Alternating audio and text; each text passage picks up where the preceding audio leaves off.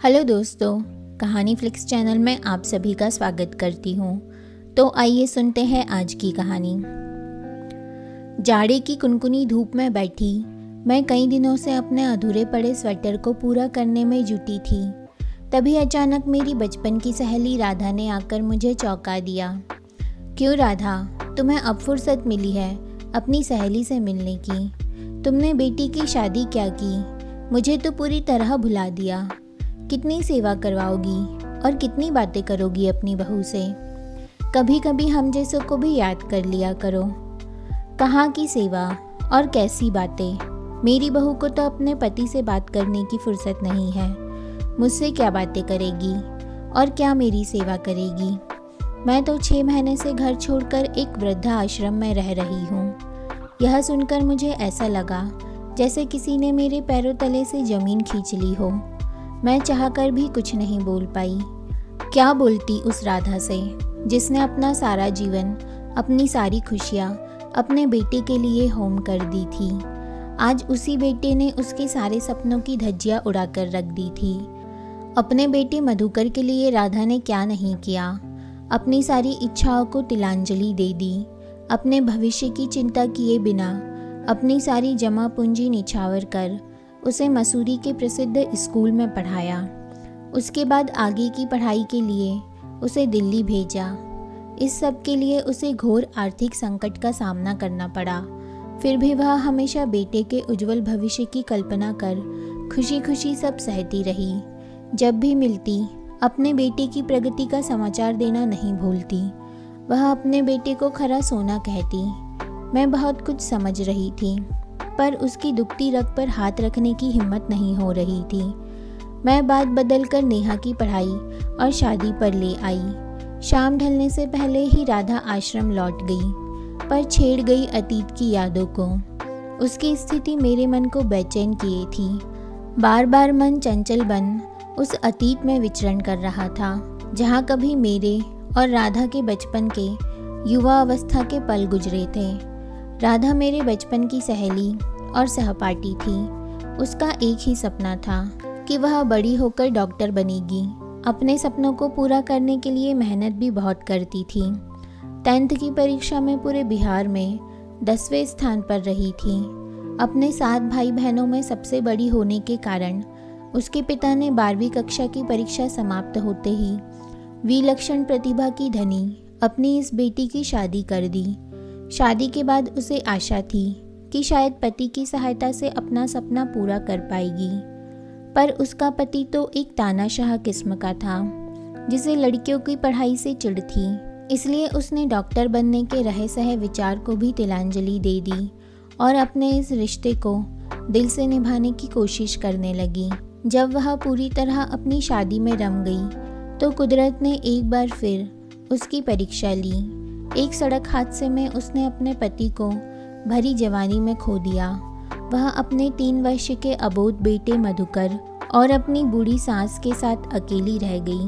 वैधव्य ने भले ही उसे तोड़ दिया था, पर उसने अपने आप को दीनहीन नहीं बनने दिया। हिम्मत नहीं हारी।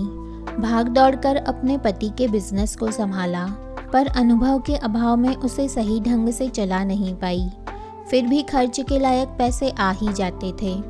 उसके पति अपने माता पिता की एक लौती संतान थे, इसलिए कोई करीबी भी नहीं था जो उसे किसी प्रकार का संरक्षण दे। फिर भी उस कर्मठ औरत ने हार नहीं मानी। अपने बेटे के उज्जवल भविष्य के लिए अच्छी से अच्छी शिक्षा की व्यवस्था की। राधा के घोर परिश्रम का ही परिणाम था कि मधुकर आज IIT से इंजीनियरिंग की पढ़ाई पूरी करने के बाद अहमदाबाद के प्रसिद्ध कॉलेज से मैनेजमेंट की पढ़ाई पूरी कर एक मल्टीनेशनल कंपनी में काफ़ी ऊंचे पद पर काम कर रहा था। अपने बेटे की सफलता पर गर्व से दमकती राधा की तृप्त मुस्कान देख मुझे लगता अंततः कुदरत ने उसके साथ न्याय किया। अब उसके सुख के दिन आ गए हैं, पर आज स्थिति यह है कि वह वृद्धा आश्रम में आ गई है, वह भी अपने बेटे की शादी के मात्र 1 साल बाद ही। यह बात मेरे गले नहीं उतर रही थी। मेरे मन की परेशानी को नेहा ने न जाने कैसे बिना बोले ही भाप लिया था। बोली, क्या बात है मम्मा, जब से राधा मौसी गई है आप कुछ ज़्यादा ही परेशान और खोई खोई सी लग रही है। मैं आज यही सोच रही हूँ कि इस आधुनिक युग में शिक्षा का स्तर कितना गिर गया है कि आज के उच्च शिक्षा प्राप्त लड़के भी अपने रिश्तों को अहमियत देने के बदले पैसों के पीछे भागते हैं। इनके आचरण इतने घटिया हो जाते हैं कि न माता पिता को सम्मान दे पाते हैं, ना ही उनकी जिम्मेदारी उठाने को तैयार होते हैं। क्या फ़ायदा है इतने बड़े बड़े कॉलेज स्कूलों में पढ़ाकर, जहाँ के शिक्षक सिर्फ सब्जेक्ट का ज्ञान देते हैं, आचरण और संस्कार का नहीं। मम्मा, आपको बुरा लगेगा, पर आप हमेशा अपने संस्कारों और संस्कृति की दुहाई देती है और यह भूल जाती है कि समय में परिवर्तन के अनुसार इनमें भी बदलाव स्वाभाविक है। आधुनिक युग में शिक्षा नौकरशाही प्राप्त करने को साधन मात्र रह गई है, जिसे प्राप्त करने के लिए आचरण चंद लाइनों में लिखी इबारत होती है। फिर आचरण का मूल्य ही कहाँ रह गया है। शिक्षक भी क्या करें, उन्हें सिर्फ लक्ष्य प्राप्ति का माध्यम मान लोग पैसों से तोलते हैं। जब माता पिता को बच्चों के आचरण से ज़्यादा किताबी ज्ञान प्राप्त करने की चिंता रहती है, तो शिक्षक भी यही सोचते हैं कि भाड़ में जाए संस्कार और संस्कृति। जिसके लिए वेतन मिलता है उसी पर ध्यान दो, क्योंकि अर्थ ही आज के समाज में लोगों का कद तय करता है। इसी सोच के कारण अर्थ के पीछे भागते लोगों के अंदर भोग विलासिता इतनी बढ़ गई है कि उन्हें उसूलों और मानवता के लिए आत्म बलिदान जैसी बातें मूर्खतापूर्ण और हास्यप्रद लगती है, और करीबी रिश्ते व्यर्थ के मायाजाल लगते हैं जो उन्हें मिली शिक्षा और संस्कार के हिसाब से सही है। अगर आप अपने अंदर झांकिएगा तो आपको खुद अपनी बातों का खोखलापन नजर आएगा, क्योंकि पैसे और पावर के पीछे भागने की प्रेरणा सबसे पहले उन्हें अपने माता पिता से ही मिलती है, जो बच्चों को अच्छा व्यक्ति और नागरिक बनाने से ज़्यादा इस बात को प्राथमिकता देते हैं कि उनके बच्चे शिक्षा के क्षेत्र में उच्च प्रदर्शन करें, उनके नंबर हमेशा अपने सहपाठियों की तुलना में ज़्यादा हो। यहाँ तक कि अपने बच्चों के अभ्युत्थान के लिए अपने सामर्थ्य से ज़्यादा संसाधन प्रयोग करते हैं, जिसका बोझ कहीं ना कहीं बच्चों के दिलो दिमाग पर रहता है। माता पिता की यही लालसा शिक्षा के रचनात्मक विकास के बदले तनाव, चिंता और आक्रोश का कारण बनती है, और कभी कभी आत्महत्या का भी। मम्मा, क्या अब भी आपको लगता है कि सारा दोष इस नई पीढ़ी का ही है? अगर लड़कियां रिश्तों से ज़्यादा अपने करियर को अहमियत दे रही है, तो इसमें उनकी क्या गलती है? उनकी यह सोच उनके अपने ही माता पिता और बदलते समय की देन है। पुरुष तो वैसे ही भावनात्मक तौर पर इतने अहमवादी होते हैं कि अपने करियर को परिवार के लिए विराम देने की बात सोच भी नहीं सकते, तो लड़कियां ही सारे त्याग क्यों करें? यह आपसी टकराव सारे रिश्तों की धज्जियां उड़ा रहा है। इस स्थिति को आपसी समझदारी से ही सुलझाया जा सकता है, नई पीढ़ी को कोसने से नहीं। चुप क्यों हो गई? और बोलो। नैतिक मूल्यों को त्याग, सिर्फ भौतिक साधनों से लोगों को सुखी बनाने की बातें करो। यही संस्कार मैंने तुम्हें दिए हैं कि समाज और परिवार को त्याग, प्यार, ममता और मानवता के लिए कुछ कर गुजरने की भावना को भूल सिर्फ अपने जीने की बातें करो। जैसे मधुकर ने अपने सुखों के लिए अपनी वृद्ध माँ को वृद्धाश्रम भेज दिया। मुझे पता है भविष्य में तुम भी मधुकर के नक्शे कदम पर चलोगी, क्योंकि मधुकर कभी तुम्हारा बेस्ट फ्रेंड हुआ करता था। जहाँ तक मेरी बात है मम्मा, वह तो बात की बात है। अभी तो मेरी पढ़ाई भी पूरी नहीं हुई है, पर एक बात जरूर है कि राधा मौसी के वृद्धाश्रम जाने की बातें सुन मधुकर से आपको ढेर सारी शिकायतें हो गई है। पर जैसे आप राधा मौसी को समझती है, मैं मधुकर को समझती हूँ। सच कहूँ तो राधा मौसी अपनी स्थिति के लिए स्वयं जिम्मेदार है। कभी आपने सोचा है संतान का कोई भी कर्म, सफलता या विफलता सब कहीं ना कहीं उसके माता पिता की सोच है? कभी आपने सोचा है संतान का कोई भी कर्म, सफलता या विफलता सब कहीं ना कहीं उसके माता पिता की सोच और परवरिश का परिणाम होता है? वह राधा मौसी ही थी जिन्हें कभी जुनून था कि उनका बेटा हमेशा अव्वल आए, वह इतनी ऊंची उड़ान भरे कि कोई उसके बराबर ना आने पाए। नाते रिश्तेदार सब कहे कि देखो यह राधा का बेटा है, जिसे राधा ने अकेले पति के बिना भी कितने ऊंचे पद पर पहुंचा दिया। जहाँ विरले ही पहुँच पाते हैं। आपको याद है मम्मा? याद कैसे नहीं होगा। राधा मौसी अपना हर फैसला तो आपकी ही सलाह से लेती थी। मधुकर की दादा यमुना देवी जीवन की अंतिम घड़ियां गिन रही थी। उनके प्राण अपने बेटे की अंतिम निशानी मधुकर में अटके हुए थे। बार बार उसे बुलवाने का अनुरोध कर रही थी। उस समय मधुकर दिल्ली के आईआईटी की प्रवेश परीक्षा की तैयारी कर रहा था, पर राधा मौसी ने उसे पटना बुलाना जरूरी नहीं समझा। उनका कहना था कि अगर वह फ्लाइट से भी आएगा तो भी 2 दिन बर्बाद हो जाएंगे और फिर दादी को देख डिस्टर्ब्ड हो जाएगा, वह अलग। उन्होंने यमुना देवी के बीमार होने तक की सूचना मधुकर को नहीं दी, क्योंकि मधुकर भी अपनी दादी से बेहद प्यार करता था। यहाँ तक कि यमुना देवी का देहांत हो गया तब भी मधुकर को सूचित नहीं किया। मधुकर का जब आईआईटी में चयन हो गया और वह पटना आया, तब उसे पता चला कि उसकी दादी नहीं रही। वह देर तक फूट फूट कर रोता रहा, पर राधा मौसी अपनी गलती मानने के बदले अपने फैसलों को सही बताती रही। ऐसा कर कर मधुकर के अंदर स्वार्थ का बीज तो खुद उन्होंने ही डाला। अब वह हर रिश्ते नाते और अपनी खुशी तक को भुला सिर्फ अपने करियर पर ध्यान दे रहा है। तो क्या गलत कर रहा है? माँ का ही तो अरमान पूरा कर रहा है। मधुकर राधा मौसी की कसौटी पर पूरी तरह खरा उतरा। उसने अपनी माँ की सभी इच्छाएं पूरी की। उसके बदले वह अपनी माँ से सिर्फ इतना ही चाहता था कि जिस लड़की से वह प्यार करता है उसके साथ राधा मौसी उसकी शादी करवा दे।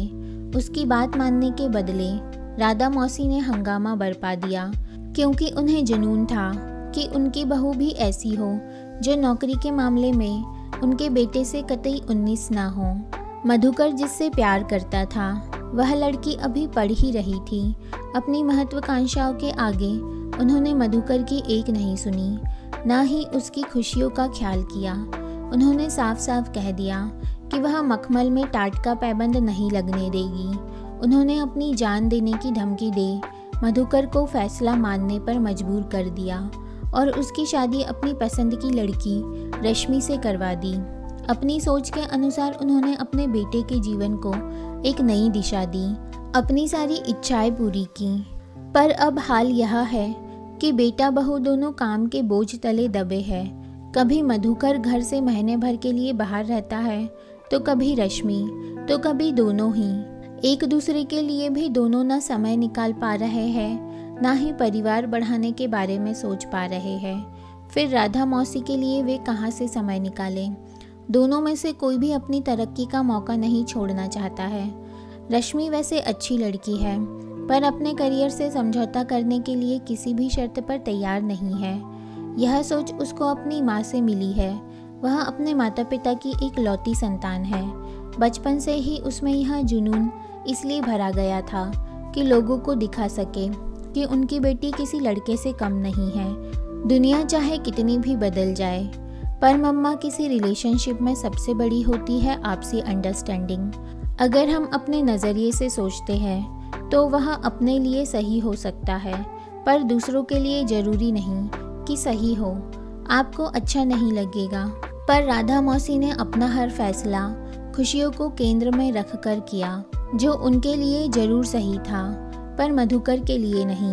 अपने फैसले का परिणाम वे खुद तो भोग ही रही है। कहीं ना कहीं मधुकर भी अपने प्यार को खो देने का गम भुला नहीं पा रहा। नेहा की बातें सुन मैं हदप्रभ रह गई। वास्तव में हम अपने बच्चों में करियर को लेकर ऐसा जुनून भर देते हैं कि पूरी उम्र उनकी ज़िंदगी मशीन बनकर रह जाती है।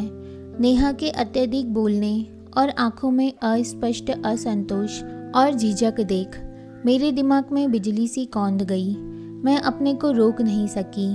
बोली, कहीं मधुकर तुमसे तो प्यार नहीं करता था?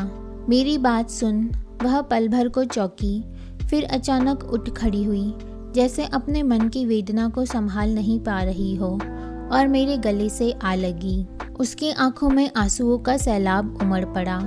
आज पहली बार मुझे अपनी गलती का एहसास हुआ। पश्चिमी सभ्यता की चकाचौंध में हमारी आंखें इस कदर चौंधिया गई है कि हम समृद्धि और ऐशो आराम की चीज़ों को ही अपनी सच्ची खुशी समझने लगे हैं। हालांकि जल्द ही हमें इन सब से ऊब होने लगती है। अगर हम गहराई से देखें तो यही विलासिता आगे चलकर अकेलेपन और सामाजिक असुरक्षा का कारण बनती है। नई पीढ़ी के इस भटकाव का कारण कहीं ना कहीं उसके माता पिता ही होते हैं।